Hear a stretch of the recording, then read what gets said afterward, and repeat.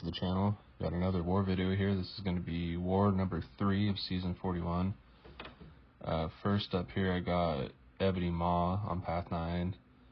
I'm just going to throw on some big boy boost for this war because I got a couple iffy fights here. So I'm also going to throw a couple invul boost on too because I got some fights that I'm not sure about here. So I don't have suicides on for this. Normally I do for Omega Red, but I'll tell you why in a minute. So this fight could be kind of interesting. When you have debuffs on, your ability accuracy goes down, and Maw's already hard enough to parry, so right there I was just a little bit slow on the heavy, so he throws a special one in my face, but invul boost saved me. I'm trying not to hit him during Incinerate phase. And then of course right here, I throw my special 2 right as Incinerate starts, so I get a bunch of Incinerate stacked up on me, and those are kind of ticking pretty good, but he's going to die pretty quick after this special 2, so it's not a huge deal. But it definitely hurt. Next up, I got Spot on 21, and this is the reason I'm not running Suicides at the moment, because I'm taking it with Shang. And with Suicides, you start out with the debuffs on you, and with this node, that's kind of a big deal because when you have the debuffs on you, it gives the defender a really big fury, and I would rather not. This fight goes pretty bad. I'll be honest. I made a couple mistakes, and luckily I was able to finish the fight. But yeah, I was a little bit ashamed of this one. Starting out, I'm just gonna start out with the medium, light, medium, and that way I can just kind of hit him here and there without worrying about getting debuffs on me. And then I'm just gonna cycle with the medium, light, medium, and then stun, heavy, medium, light, medium. So with Spot, you don't want to hit his block because it gives him his spots. So right here he has 5 charges, and I go in, I thought I had enough time to just quickly medium and not get hit. And then right here, I totally forgot that his untouchable pauses during a special one, so I went to punish him after that, and so I throw my special 2 because I thought he was dashing in at me, and he wasn't. So then I get another combo here, another special one, and then I'm like, alright, I gotta end this fight quick, so I just go for it, go all the way up to special 2, and just throw that right in his face and nuke him down. So a little dodgy, but we got the solos, not a huge deal. I got Nick Fury on 23 again. This one's a rank 5 Nick Fury, so pretty beefy boy. In his second life, he's going to be hitting on the block pretty hard, but luckily with Shang, I don't have to parry and take hits on the block too much because I can just go unblockable. Same thing here. I'm going to do a lot of the medium, light, medium, so that way if I get rooted, it just goes away real quick. But at the same time, I'm trying to keep him at 2 bars of power, so I don't have to deal with the special one. I do have power backs and the 12%, so I probably could have thrown suicides on for this fight, but I just figured I would rather have all my health and not keep losing it every special I throw, because I had a feeling I was going to have to throw quite a few special 2s on this fight, which I did. It's a rank 5 Nick, so. But he goes down really easy. I think I had one time that I got rooted while he was in second life, just the timing was bad, but I got an invul boost on still from previous fights, so not a big deal. Got him down to second life. Now I just need to wrap this up. Another special 2. Yeah, right here he's unstoppable or unblockable, so I'm trying to keep him from throwing specials. And then I should have done a medium, light, medium, and I didn't. And then he throws a special 1. So now the timer's coming down on that root.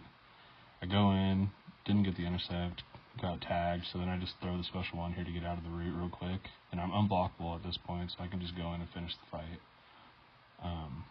So not a big deal. and I still came out with full yellow bar.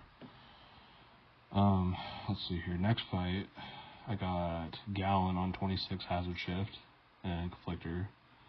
Luckily, I had another guy that was kind enough to put on the Odin shock pre-fight, so for the rest of these fights, I can just hit whenever I want. The shock debuffs aren't going to matter, and the bleed debuffs I really want anyways, because Omega Red's going to keep his death field up, so... oh yeah, I also have the Wags pre-fight here, so I can just parry and not have to worry about conflictor. Once I have 10 spores on me, I don't have to worry about my degen causing conflictor to trigger either, so... Yeah, Gallon drops, like, super fast. I mean, this placement's kind of interesting. It's not really that bad of a fight, but I'm also using Omega Red, which is a little bit like cheating, so... Come out of that fight, super clean.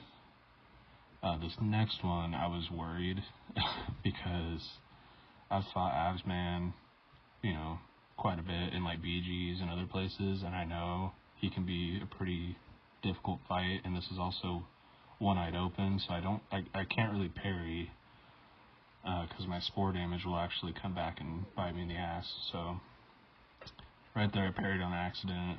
Luckily I didn't have a bunch of spores on him, so I didn't take damage.